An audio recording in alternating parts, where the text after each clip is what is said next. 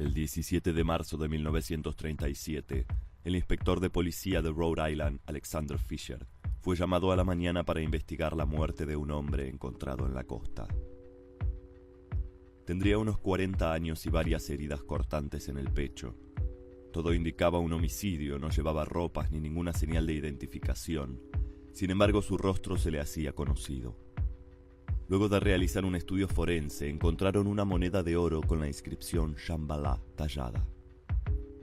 Era extraño, no había registros de ningún hombre de esas características desaparecido en las últimas semanas, pero sabía que había visto ese rostro. Finalmente, al pasar por una librería, lo reconoció. Se trataba de Howard Phillips Lovecraft, célebre escritor de terror y ciencia ficción. Fisher lo investigó y, según la prensa, el mismo Lovecraft había muerto en el hospital el 15 de marzo, luego de varios días internado por cáncer.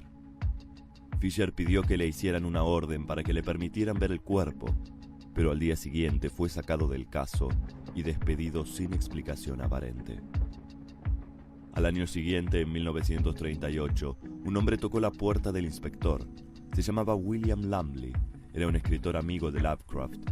William le contó que había sido invitado a una gala para escritores en Rhode Island, pero cuando llegó no solo no encontró la gala, sino que alguien había intentado matarlo.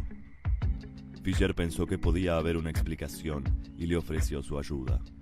Lumley le explicó que la razón por la cual lo habían citado era por su reciente publicación, El diario de Alonzo Typer, un cuento que había empezado a escribir junto a Lovecraft hasta que falleció.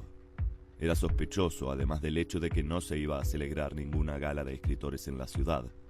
Decidió que la mejor pista sería analizar el cuento en cuestión. Él mismo describía los sucesos de un ocultista un poco demente que se había ido a vivir a una isla cerca de Nueva York, a una mansión donde varios sucesos extraños pasaban. Para sorpresa de Fisher, la palabra Shambhala figuraba en el cuento. Lumley le explicó que era una idea que tenía el difunto escritor sobre una ciudad ancestral relacionada con el principio del universo. Los escritores habían creado el cuento por medio de cartas que se mandaban mutuamente. Según Lumley, en las últimas Lovecraft se comportaba cada vez más incoherente, como si estuviera convencido de que él mismo era Alonzo Typer, el protagonista del relato. Según el cuento, Typer había encontrado documentos sobre la existencia de Shambhala, escritos por un personaje ficticio llamado Claes van der Heide, un neoyorquino proveniente de Albany, la capital.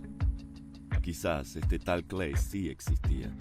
En todo Albany no encontraron a nadie con ese nombre, pero al año siguiente, en abril de 1939, Lumley se comunicó con Fisher y le contó que había leído mal la carta de Lovecraft y que Claes no provenía de Albany, sino de Albania.